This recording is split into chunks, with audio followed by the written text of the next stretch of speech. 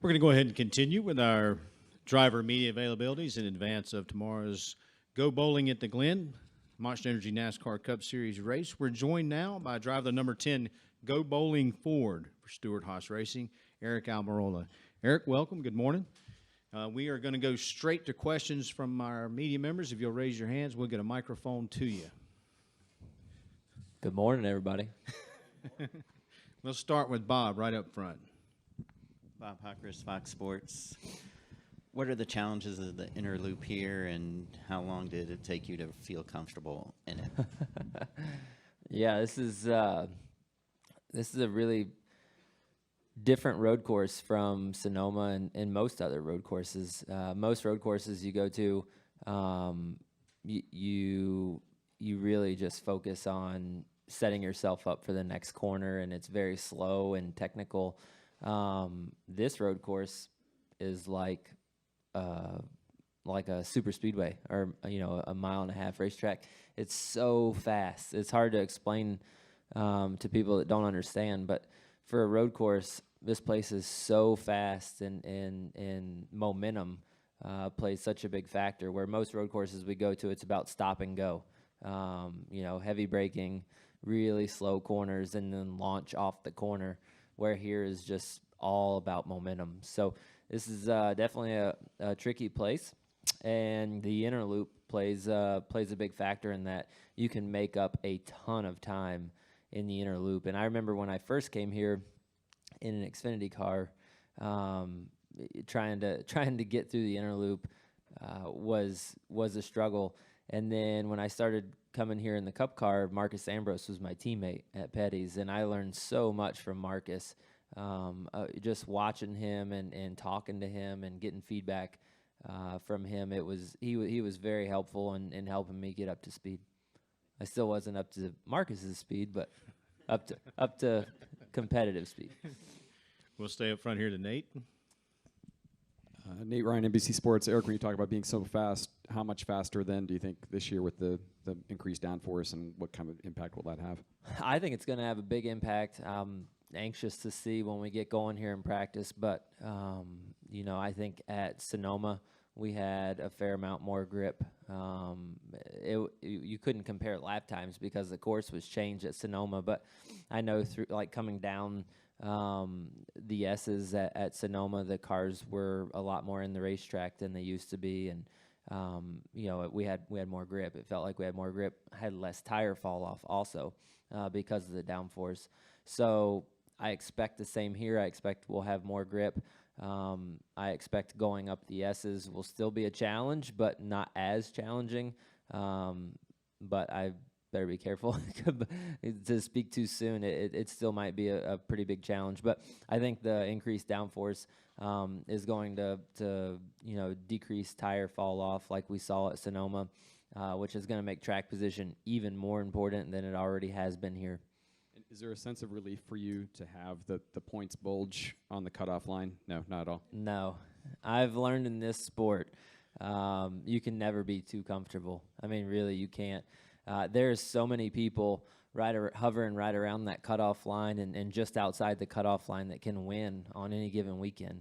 I know it might not appear that way. It appears that the same cars typically and often win, but man, this sport, everybody in this sport is too good, and on any given weekend, things could just line up for those guys, and they're talented enough, their teams are good enough, their cars have got decent speed to where they could pull off a win, and next thing you know, instead of having I think it's 90-something points that we have, next thing you know, you're looking at a 60 or 50-point gap, and if one more guy wins, you're looking at a 20 or 30-point gap, and that can go away in one race. So I'm always mindful of that, and I've learned never to be too comfortable. We'll go over here to Lee Spencer. Aric, does it concern you, as well as you ran last year, that you've only had one top 5 finish in 2019, because it's going to take top 5s and wins to advance in the playoffs? Yeah, it has.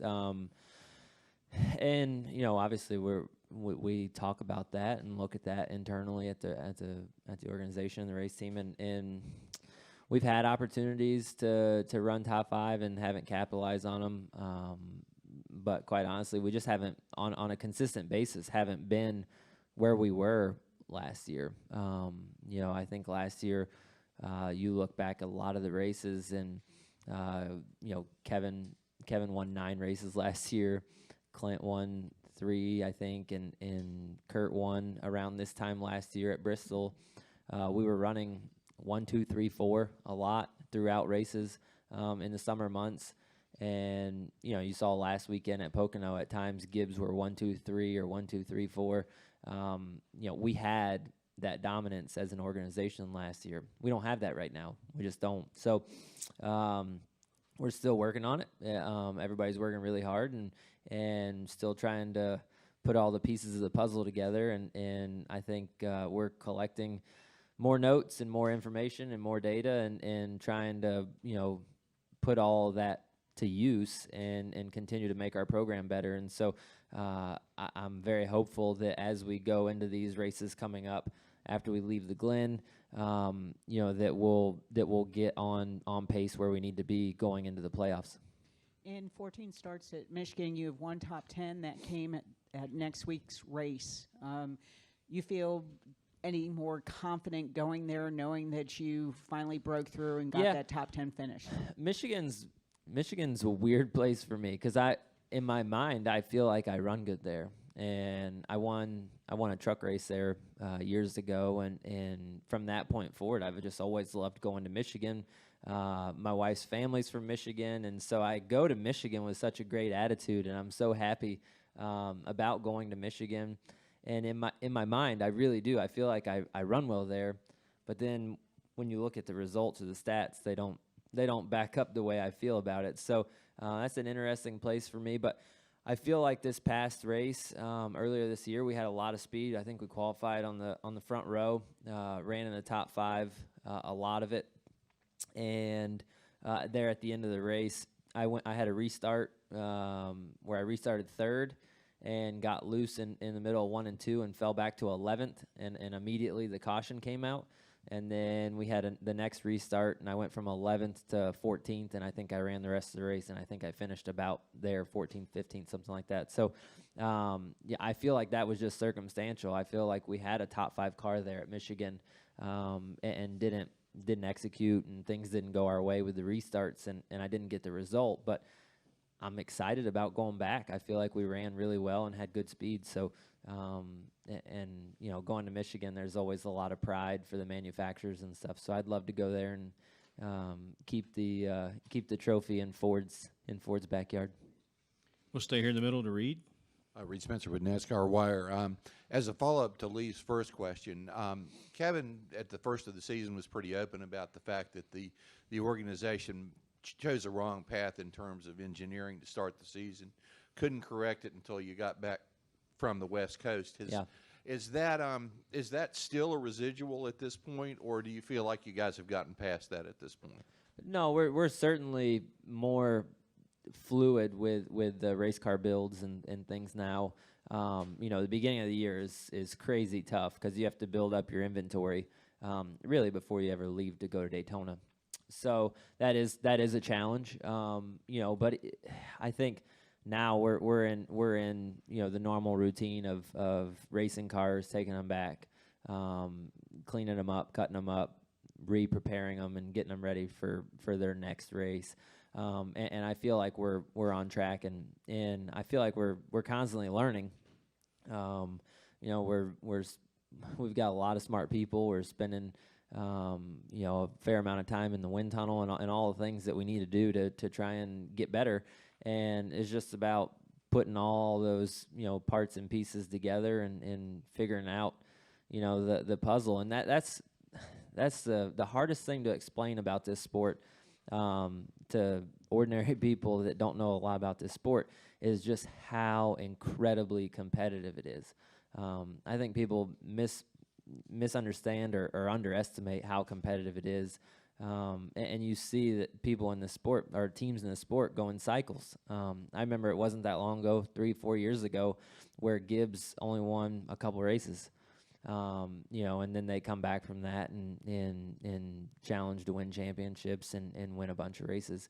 Last year, Stewart Haas Racing, I don't remember the exact number, but 14, 15 races as an organization we won.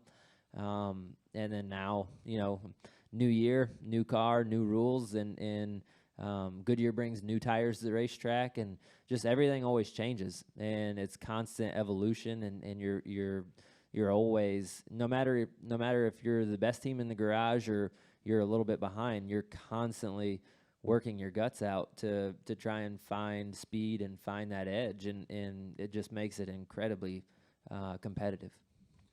Yep. We'll go to Dustin Long right here. Dustin Long, NBC Sports. You talk about how competitive this series is. With this package, obviously restarts have always been big in the sport, certainly even more so.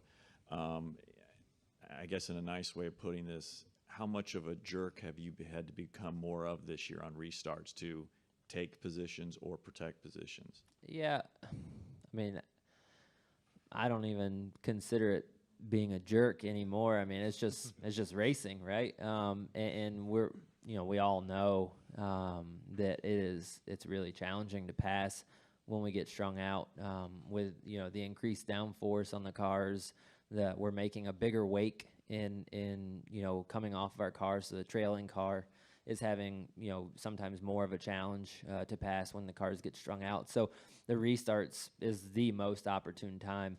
And now that, you know, the cars have less horsepower at a lot of these racetracks we go to, momentum is such a key. So on the restarts, if a couple cars get bottled up and they have to check up out of the throttle and their momentum gets killed, next thing you see is 4 and 5 wide. They're splitting those guys, and those guys lose a lot of spots. So you have to be aggressive, and you have to try and keep your momentum up and not you know, take every hole there is. You can't check up out of the throttle. If you check up out of the throttle, you're going to lose multiple spots. So how does a restart here work? I mean, obviously I know that the right-hander, it's big and wide, but then it quickly funnels in. At that point, will the field be able to get into shape, or is it going to be a lot of beating and banging through the S's? I think here at Watkins Glen will be very similar to what we always see. I mean, you know, I think, you know, Watkins Glen and road course racing in general has been very track position sensitive. And when you go back and look at past races, the first few rows kind of dive off into turn one, you know, side by side, and from there back, there's guys bonsaiing down into turn one, trying to make a move, trying to gain spots, and that will be the same. That's no different.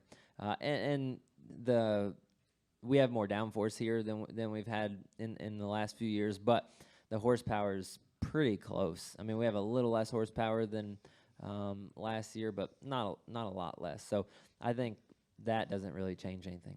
And last thing, just curious, other racing series celebrate the top 3 finishers with the podium. Obviously, this sport doesn't do that, and it has a history of not doing that. Right. But if it ever changed, I know at one point there was talk of maybe it could do that. What would it be like to be second or third and be up on a podium? I understand if it's your teammate, but to be up there with somebody that's second and third, or what would it be like to be the winner and be ahead and have the guy who's second was maybe somebody you didn't like as much too? Yeah, I don't know. That would take some getting used to.